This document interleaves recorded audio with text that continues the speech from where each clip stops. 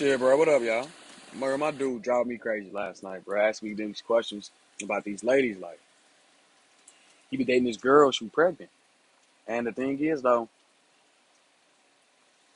yeah, good looking guy, got like a little bitch, but the way she talked to him, the way she treated him, don't make no sense, right? So what would you do, like, bro? If your girl was sitting there pregnant by another man, talk to you like you don't love her, bro. She's pregnant by another man, but she's telling you that you don't love her when you with her. What would you do? I mean, I would sit there and just, bro. Me personally, I would sit there and slide. You really got to put up with that, bro. You can find the same situation with another woman who ain't pregnant by another nigga, bro. You really could, bro. It's really that simple, bro. It probably ain't gonna be the same situation how you want it to be, bro. But you can sit there and you ain't gotta deal with that nonsense, bro. That's straight lame bullshit, bro. Dealing with that shit. But, bro, I just think it's crazy. But yo, boy sees the ass like, bro, why is everybody okay with working 40 hours per week, 40 to 60 hours per week, and barely afford a poor life? Bro, I have no idea, bro. I be having the same question, bro. Like, bro, I really don't know, but like everybody feels the same way. Like, yo, nobody's okay with it, but the alternative is to starve. I mean, it's up to you, bro. Are you entirely? How are you working, dude? Like, you asking that question, but how are you working, bro? Are you working a regular job that's paying you $20 an hour? But you working 40 to 60 hours a week? Yeah, you ain't gonna get by. That shit's hard unless you a single parent. Not even a parent, a single person. Like, that shit's hard right there. So, bro, you gotta get into these streets and get a skill. Like, bro, you can work 40 hours a week and make a killing, bro. It just depends on what you're doing. So it sounds to me like, bro, you mad at the world because you ain't got a skill. Like, for real, bro. Like, you gotta sit there and work on that yourself. Like, you can't be mad because you don't have the skills to skip pay the bills. Like, it's a lot of us who can't sit there and do that shit. But then it's a lot of us who can. Like, who really can sit there and work 40 hours a week, but they making 80 grand a year. How about this? They ain't making 80. Let's say they're making 60 grand a year. They're making 70 grand a year. They can live off that. That's bro, if two people making 60 grand a year, that's a $120,000 household. You can live off that. You can raise a family off that. That ain't barely get by. That's raising a family. That's a middle class family. Like, that is. Like, bro, here go another one. I'm about to sit there because I'm going to sit there and just do this one. Like, yo, we already sat there and went through this, like, but people still asking the same question. What is the most extreme thing you've done to get laid? Like, buddy said this, bro. This is the most extreme thing he did to get laid. Similar to yours. Like, I got a buddy who dropped me off knowing that I had no way to get home. So afterwards, I borrowed her little brother's skateboard and took it 5 miles on a freshly paved country road. Couldn't get home yet, so waited out of a truck stop talking to a trucker who claimed he had a girlfriend in every state, but probably drank 7 cups of coffee. Probably drank 7 cups of coffee in 2 hours. I told him I've been up to.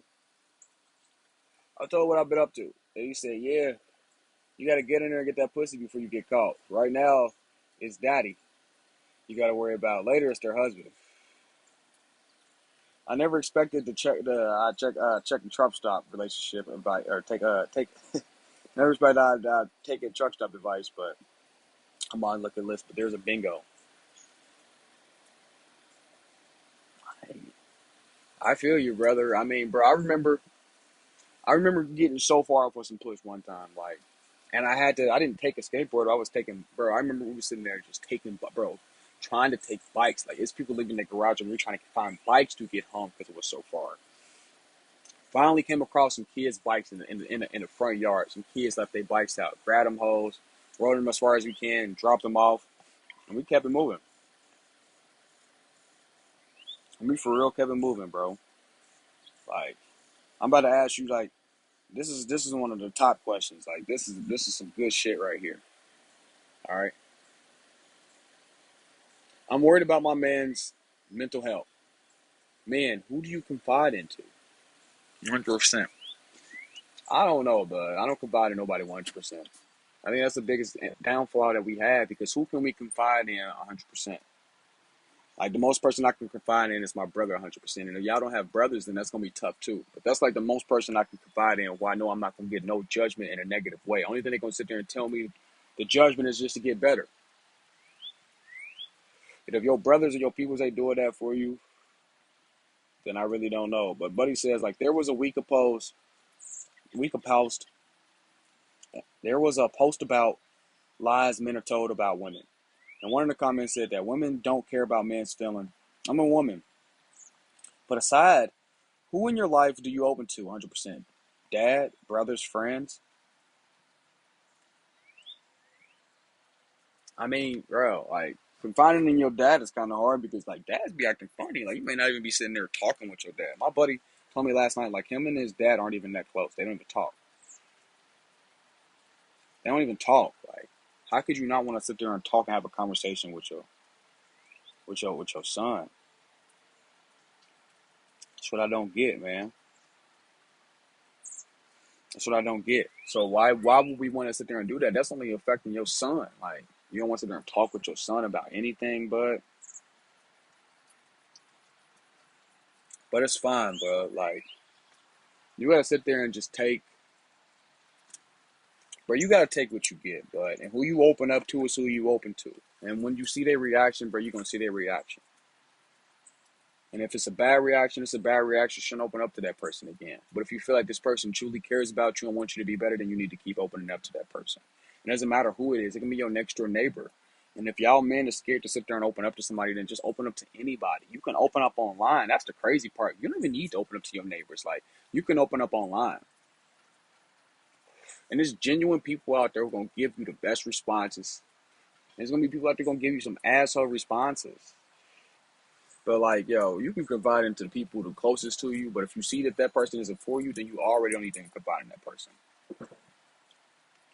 Like that shit just stop. That just stops the buck right there. If you can already say, like, let's say this. Like I said, I don't really go through stuff that's malicious with my siblings. Even if I want to be malicious to them, it's just like, what's the point?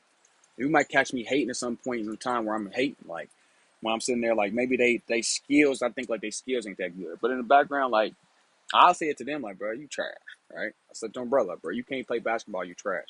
But on the flip side, I tell my son, like, bro, your uncle one of the best basketball players I ever sat there and played with. And that's some weird, goofy stuff rather than just telling him several times, like, bro, you one of the best basketball players there. But to keep the competition, you have to tell him you're trash, right? But what if somebody was sitting there telling you this all the time? Like, bro, you can't even hoop, bro. Like, let's say y'all got a good day and you just went for 40. And he like, man, you could have got five more. You could have got five more, man. You was out there bullshitting. You could have got like five. You could have had 50. That's a person who really can't confide into. They want you to sit there. They basically can't even give you praise for what you did. Like, bro, you was out there killing, man. You just scored 40 points. You was out there killing, bro. You was out there killing. You could have had more, but bro, you was out there killing. See, that's some real shit right there. Yeah, I could have had more, but bro, but you acknowledging I was out there killing. Last one. Like, I got a woman pregnant. I got a woman I barely know pregnant. What to do?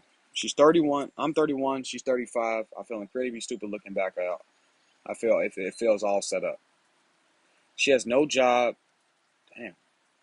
She has no job. Nope. She has no job. Plans on living off the system. Her parents are her parents and occasionally me for family support. When she's pressed, she says the equivalent like God will provide. She really wants me in the child's life as a parent. Oh shit! That says she. See, my phone just went dark. She really doesn't want me as a parent in the kid's life. She just wants occasional financial support. This is the worst feeling ever. Damn.